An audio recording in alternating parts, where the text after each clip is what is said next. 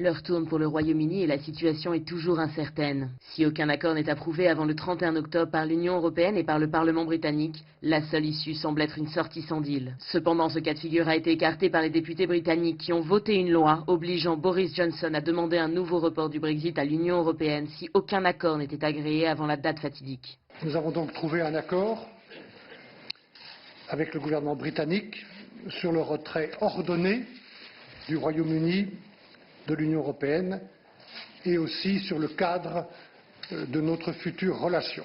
Ce texte, mesdames et messieurs, permet d'apporter de la sécurité juridique, de la certitude, partout là où le Brexit crée, comme toute séparation, de l'incertitude. Et en particulier et d'abord pour les citoyens européens au Royaume-Uni, les citoyens britanniques qui vivent dans un de nos États membres. Ces citoyens ont toujours été et resteront notre priorité.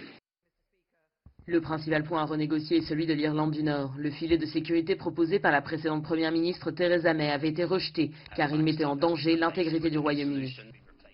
Le filet de sécurité a été remplacé par une nouvelle solution, un nouveau protocole sur l'Irlande et l'Irlande du Nord. C'est une solution unique qui reconnaît l'histoire et la géographie unique de l'Irlande du Nord. C'est différent du filet de sécurité. Le filet de sécurité ne devait pas être utilisé.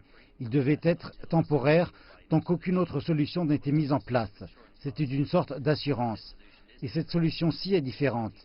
Il est plus probable qu'elle soit utilisée et pourrait même devenir permanente, mais seulement avec l'accord des élus de l'Irlande du Nord qui choisiront de conserver cette solution à l'avenir. Le défi pour le Premier ministre britannique est maintenant de faire accepter son accord par son Parlement. Or, ses alliés du parti unioniste démocrate nord-irlandais ne semblent pas convaincus. Sans majorité au Parlement, le gouvernement doit donc rallier l'opposition, un combat qui semble perdu d'avance. Nous nous concentrons sur samedi. C'est notre préoccupation, mais nous pensons pouvoir faire passer cet accord. C'est un accord solide. Nous sommes confiants que nous pouvons le passer. Les parlementaires seront juges, mais nous pouvons leur montrer que c'est un bon accord. C'est mieux que ce qui a été présenté dans le passé, parce que ça respecte le choix du référendum de ceux qui ont fait campagne pour le Brexit tout en évitant une sortie sans accord et en protégeant l'Irlande du Nord.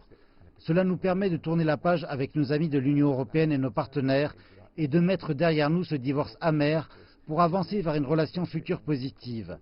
Je pense que cela va soulager nos politiques car cela va nous permettre de parler d'autre chose, du coût de la vie, des écoles, de la NHS, de plus de policiers dans les rues, bref, de toutes les choses dont les électeurs veulent que les politiciens parlent. Boris Johnson a finalement réussi à négocier un accord avec l'Union européenne, mais rien n'est encore gagné pour le Premier ministre. Le Parlement se réunit ce samedi pour approuver ou non ce nouvel accord et personne ne peut prédire le résultat de ce vote.